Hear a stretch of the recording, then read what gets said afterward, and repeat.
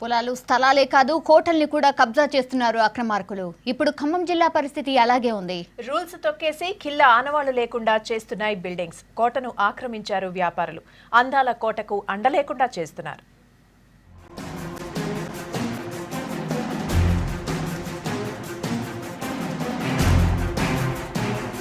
Khammam కిలాకు security కరువైంది. కాకతీయుల సంపద కబ్జాకి గురవుతుంది. అయినా దిక్కు మొక్కు లేదంటుంది కోట పరిస్థితి. పట్టించుకున్న అధికారం లేక ప్రమాదంలో పడింది.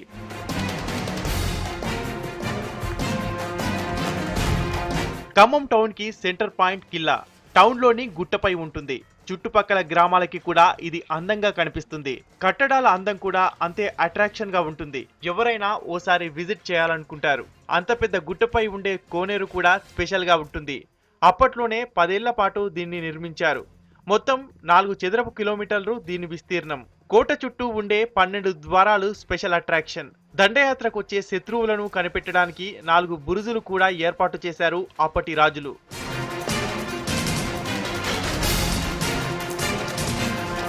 ఇన్ని ప్రత్యేకతలున్న కోటని పట్టించుకున్న వారు లేరు.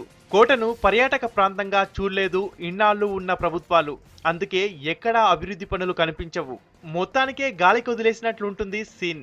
దీంతో విజిటర్ల సంఖ్య కూడా తగ్గిపోయింది.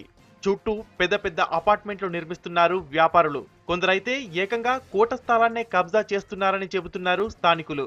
ముఖ్యంగా పురావస్తు శాస్త్రజ్ఞులు కూడాను ఇక్కడ ఉన్నటువంటి కిలా ఆక్రమణకు గురి అయిందని చెప్పి దాని మీద ప్రత్యేకమైన చర్యలు తీసుకుంటామని చెప్పి చెప్పడం జరిగింది. కానీ అది కార్యాచరణ దాల్చినటువంటి పరిస్థితి.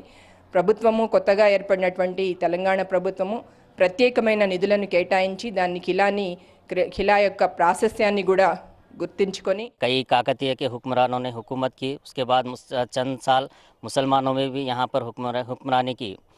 लेकिन इस किले को समय के अंदर के हुकूमत में इसको बिल्कुल इसकी जो है हिफाजत नहीं की और खाली थू थू मंत्र के वैसा खाली चंद दिन के वास्ते हड़ाहुड़ी कर दिए. పురావస్తు శాఖ లెక్కల ప్రకారం చారిత్రక కట్టడాలకు 200 మీటర్ల దూరంలో ఎలాంటి నిర్మాణాలు చేయకూడదనేది రూల్. కానీ ఇక్కడ మాత్రం అలా ఉండదు. మరి వీటికి పర్మిషన్లు ఎవరిస్తున్నారో తెలియదు. రోజు రోజుకి గుట్టెక్కుతున్నాయి బిల్డింగ్లు. అక్రమంగా నిర్మించిన కట్టడాలను తొలగించి కోటని పర్యాటక ప్రాంతంగా డెవలప్ చేయాలని కోరుతున్నారు స్థానికులు. కేసీఆర్ గవర్నమెంట్ గారికి మన మీడియా ద్వారా తెలియజేసేది ఏమనగా ఈ ఖిలాని కూడా అభివృద్ధి పదంలో తేవాలని మా యొక్క ముస్లిమ్స్ యొక్క డిమాండ్. కొంచెం ఫండ్ వచ్చి ఆ మెట్లు అనేది ఒకటి డెవలప్మెంట్ చేశారు. తర్వాత ఒక రామప్ప దేవాలయం ఏదో చిన్న రాయలవారి దేవాలయం విగ్రహం పెట్టారు. తర్వాత లైటింగ్ పెట్టి అది కూడా బంద్ చేశారు.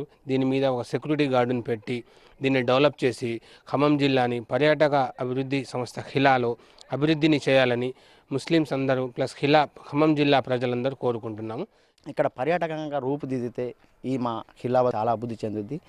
దానికి పక్కనే ఉన్నటువంటి జాఫర్బాయ్ కూడా చాలా శిథిలావస్థగా చేరుకొని అక్కడ మరుగుదొడ్లలాగా ఉపయోగించుతున్నారు.